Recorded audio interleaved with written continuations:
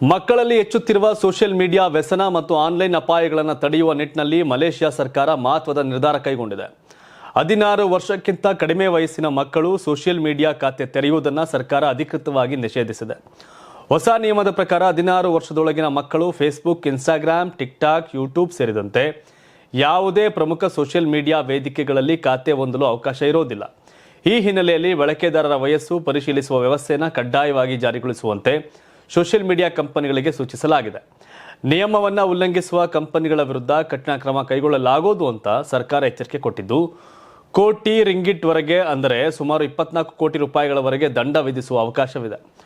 ಮಕ್ಕಳನ್ನು ಹಾನಿಕಾರಕ ವಿಷಯಗಳು, ಸೈಬರ್ ಬುಲ್ಲಿಂಗ್, ಆನ್ಲೈನ್ ಶೋಷಣೆ ಹಾಗೂ ಅತಿಯಾದ ಸೋಷಿಯಲ್ ಮೀಡಿಯಾ ಬಳಕೆಯಿಂದ ರಕ್ಷಿಸುವ ಉದ್ದೇಶದಿಂದ ಈ ಕ್ರಮ ಜಾರಿಗೊಳಿಸಲಾಗಿದೆ ಅಂತ ಮಲೇಷ್ಯಾ ಸರ್ಕಾರ ಸ್ಪಷ್ಟಪಡಿಸಿದೆ. ಆದರೆ ಈ ನಿಯಮ ಮಕ್ಕಳಿಗೆ ಇಂಟರ್ನೆಟ್ ಅಥವಾ ಡಿಜಿಟಲ್ ತಂತ್ರಜ್ಞಾನ ಬಳಕೆಯ ಮೇಲಿನ ಸಂಪೂರ್ಣ ನಿರ್ಬಂಧವಲ್ಲ ಅಂತ ತಿಳಿಸಿದೆ. ಆಸ್ಟ್ರೇಲಿಯಾ, ಬ್ರೆಜಿಲ್ ಮತ್ತು ಇಂಡೋನೇಷ್ಯಾ ಸೇರಿದಂತೆ ಹಲವು ದೇಶಗಳು ಇದೇ ರೀತಿಯ ನಿಯಮಗಳನ್ನು ಜಾರಿಗೆ ತಂದಿರುವ ಹಿನ್ನೆಲೆಯಲ್ಲಿ ಇದೀಗ ಮಲೇಷ್ಯಾ ಕೂಡ ಮಕ್ಕಳ ಆನ್ಲೈನ್ ಸುರಕ್ಷತೆಗೆ ಆದ್ಯತೆ ನೀಡುವ ಮೂಲಕ ಆ ರಾಷ್ಟ್ರಗಳ ಪಟ್ಟಿಗೆ ಸೇರಿದೆ.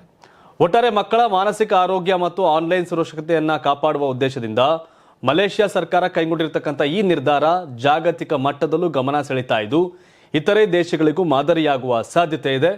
ನಮ್ಮ ದೇಶದಲ್ಲಿ ಏನು ಮಾಡ್ತಾರೆ ನೋಡಬೇಕು. ಅಂದರೆ ಕೆಲವೊಂದು ರಾಜ್ಯಗಳು ಒಂದೊಂದು ನಿರ್ಧಾರವನ್ನು ತೆಗೆದುಕೊಂಡಿದೆ, ಕರ್ನಾಟಕ ಮತ್ತು ಆಂಧ್ರ ಇವೆಲ್ಲ. ಬಟ್ ಇಂಪ್ಲಿಮೆಂಟ್ ಅದು ಭಾಳ ಮುಖ್ಯ. ಯೋಜನೆ ಘೋಷಣೆ ಮಾಡೋದಲ್ಲ, ಕಾನೂನು ಜಾರಿಗೆ ತರೋದಲ್ಲ. ಅದನ್ನು ಎಷ್ಟು ಮಟ್ಟಿಗೆ ಅದು ಇಂಪ್ಲಿಮೆಂಟ್ ಆಗಿದೆ ಅನ್ನೋದು ಭಾಳ ಇಂಪಾರ್ಟೆಂಟ್ ಆಗುತ್ತೆ.